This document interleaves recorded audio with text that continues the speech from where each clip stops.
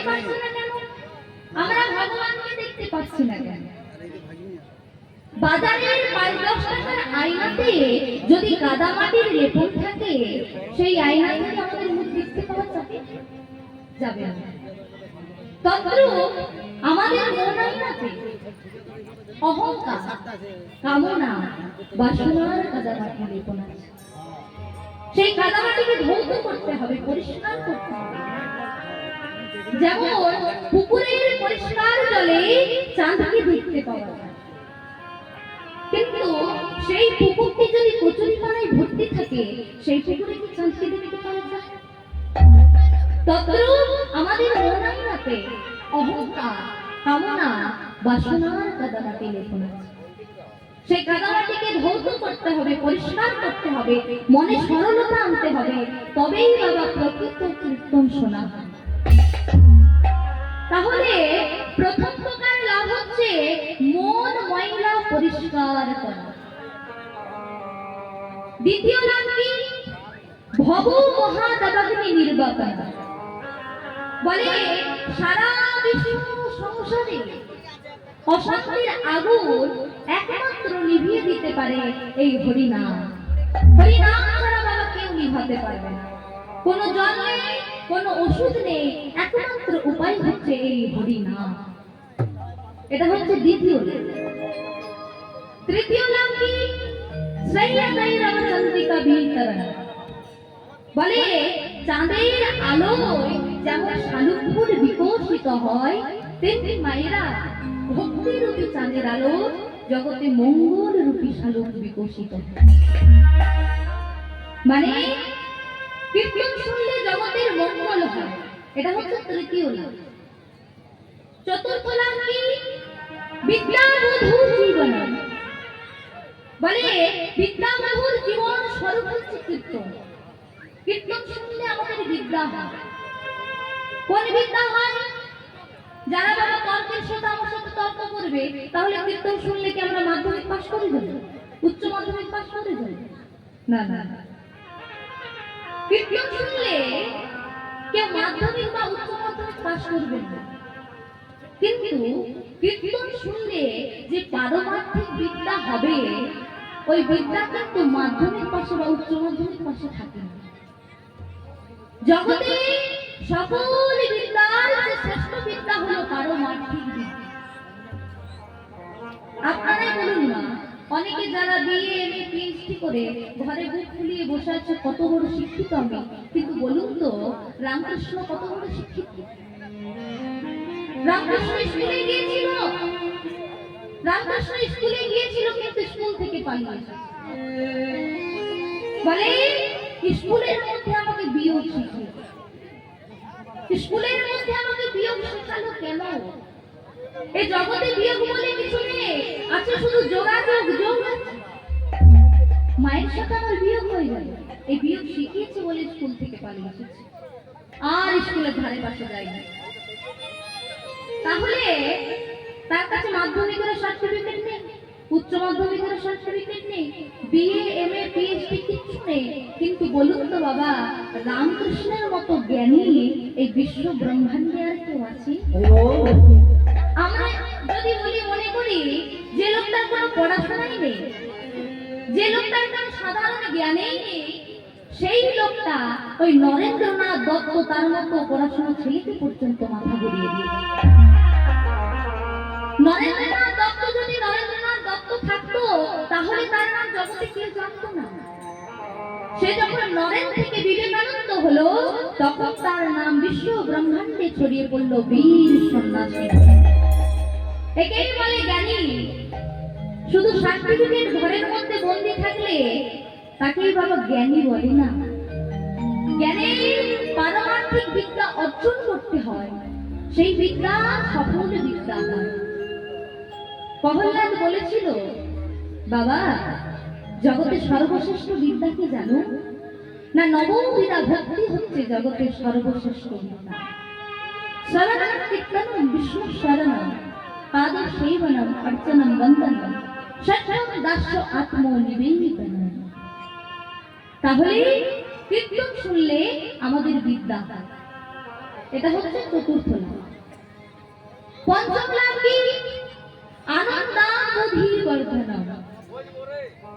কীর্তন গানে বাবা যে আনন্দ, অন্য কোনো গানের মধ্যেই এত আনন্দ নেই। এটা হচ্ছে পঞ্চম। ষষ্ঠ লাভ কি? প্রতিপাদন পূর্ণামৃত সাধন। কীর্তনের প্রতি পদে পদে অমৃতের স্বাদ। আর সপ্তম লাভ কি? না সর্ব আত্ম সপনা পরম বিজয়তে শ্রীকৃষ্ণ সংকীর্তন। বলে সর্ব আত্মার যে সপনা, মানে সর্ব আত্মাকে স্নান করিয়ে দিতে পারে এই হরিনাম। এই যে বাবা মাইক দিয়ে কীর্তন শোনানো হচ্ছে, যে শুনছে তারও মঙ্গল, যে গাইছে তারও মঙ্গল। আবার মাঝে শুনতে চাই না, ওই কানের ধারে মাইক বাজছে বলে বাধ্য হয়ে শুনতে হচ্ছে, তারও মঙ্গল। তাহলে এতগুলো লাভ যদি হরিনাম করলে হয়, তাহলে হরিনাম করা কি লাভজনক নয়? প্রেম সে বলে রাধে রাধে আমার কৃষ্ণ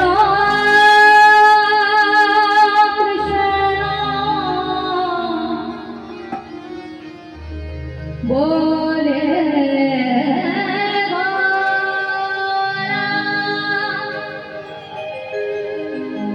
কৃষ্ণ কৃষ্ণ বলে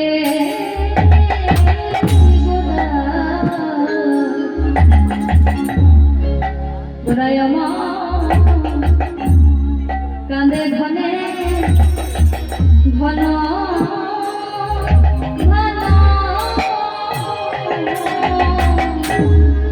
কৃষ্ণ কৃষ্ণ বলে গোরায়া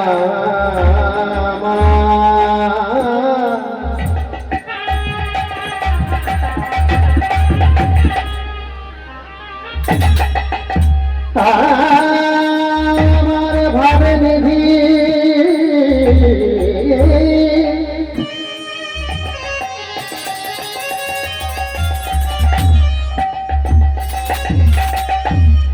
কৃষ্ণ কৃষ্ণ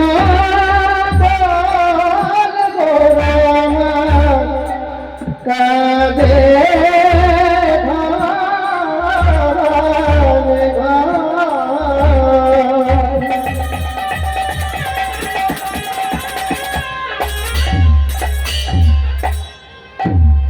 সারে মারে রাগা মাগা বাবা বাবা মারা চালে গাওয়ানি গানে গাওয়া বাবা গাওয়া চালে পারে সাগা মারা কৃষ্ণ কৃষ্ণ বলে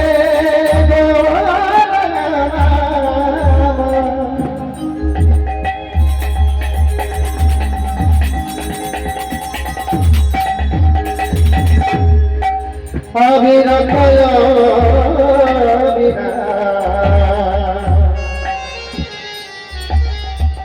কারে গানে গানে গানে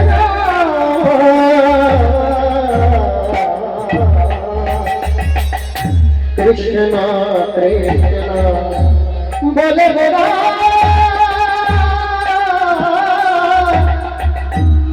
কৃষ্ণ কৃষ্ণ বলে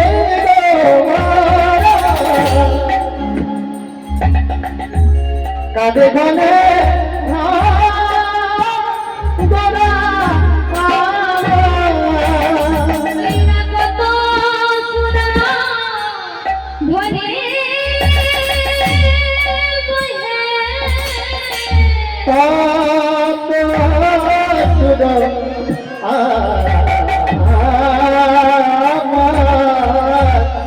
কত সুর মনি বলে কত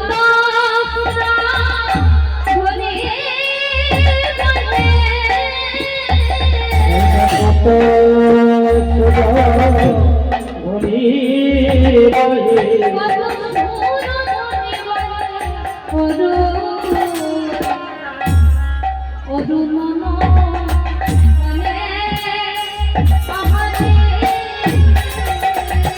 কত সুর ধ্বনি বাজে কত সুরধ্বনি বাজে ওদনা নয়নে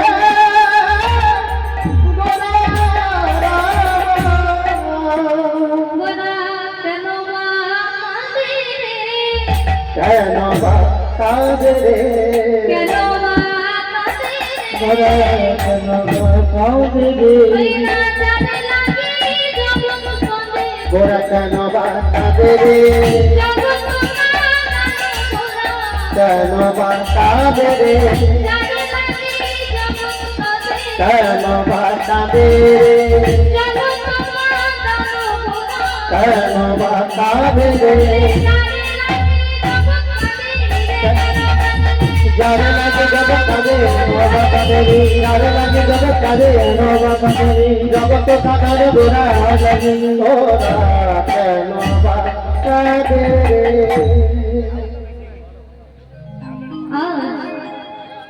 শ্রীমদ মহাপ্রভু আজকে তিনি রাধা ভাবে ভাবিত গৌর সুন্দর বৃন্দাবনে রাধা রানী যেমন কৃষ্ণ প্রেমে কান্তি ঠিক তেমনি মায়েরা আজ রাধা ভাবে ভাবিত গৌর সুন্দর কৃষ্ণ কৃষ্ণ বলে কাঁদছে। আজকে গৌর হরি আমার কৃষ্ণ কৃষ্ণ বলে কাঁদছে। আজকে গৌর হরি আমার কৃষ্ণ কৃষ্ণ বলে কাঁদছে কেন? কারণ তিনি কথা দিয়েছেন। কাকে কথা দিয়েছে? না বৃন্দাবনে রাধারানীকে বলেছে, রাধি রাধি তোমরা যে কৃষ্ণ কৃষ্ণ বলে কাঁদো, কেঁদে যে কি সুখ পাও তা তো আমি জানি না। তাই আমিও একদিন কৃষ্ণ কৃষ্ণ বলে কাঁদব। রাধারানী বলছে, প্রভু ও প্রভু তুমি নিজেই কৃষ্ণ আর বলছো কৃষ্ণ কৃষ্ণ বলে কাঁদো। হ্যাঁ গো মায়েরা, কোনো বাচ্চা ছেলের যদি খিদে পায় সে কি বলে কাঁদে? কোনো বাচ্চা ছেলের যদি খিদে পায় সে মা মা বলে কাঁদে। সে কি তার নিজের নাম ধরে কাঁদে? তো প্রভু তুমি নিজেই কৃষ্ণ আর কৃষ্ণ কৃষ্ণ বলে কাঁদবে কি করে? বলে কাঁদবো রাধে কাঁদবো, তবে আজ নয়। কবে আমি কৃষ্ণ কৃষ্ণ বলে কাঁদবো জানো? তবে শোনো রাধে, কবে আমি কৃষ্ণ কৃষ্ণ বলে কাঁদবো? বলে যেদিনে নদী গাই গিয়ে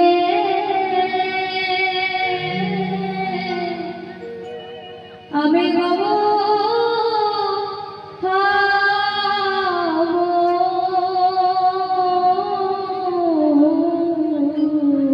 যেদিন নদিয়া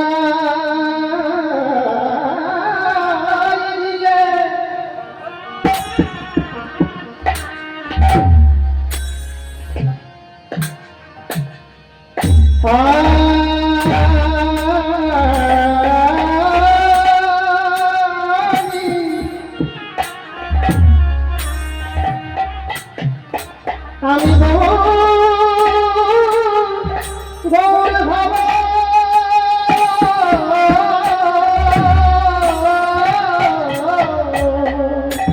জীবের দাদে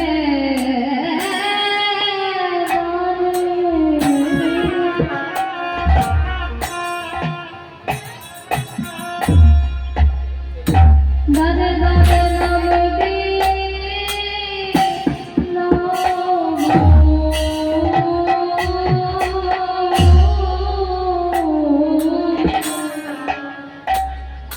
আমি নদিয়া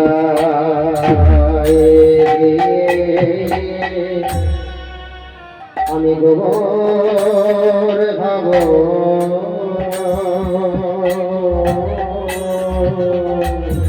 সে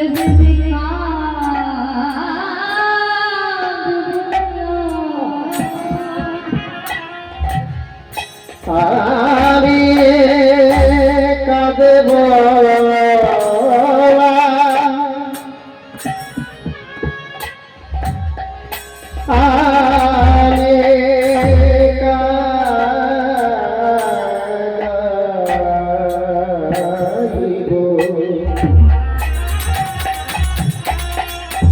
ওই সবিলের সিন্ধু মাঝে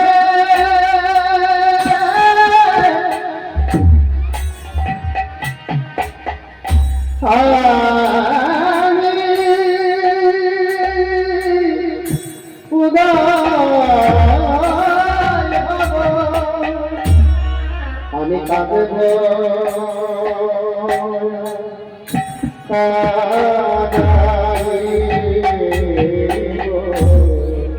আমি নদিয়াই দিয়ে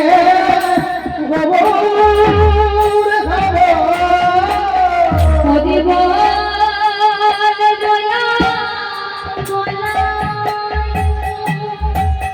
আমি নদিয়াই গোর ভাব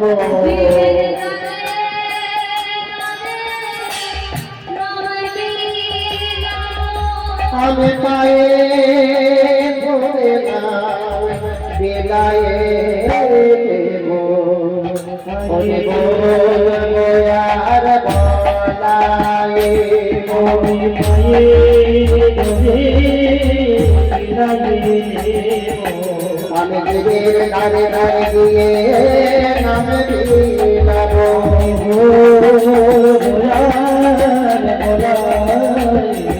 আমি হাতে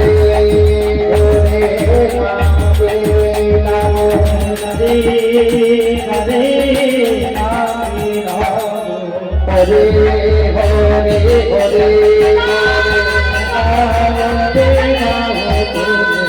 বলে হরে বলে হরে বলে বলে হরে বলে হরে বলে হরে বলে বলে আমি নদিয়া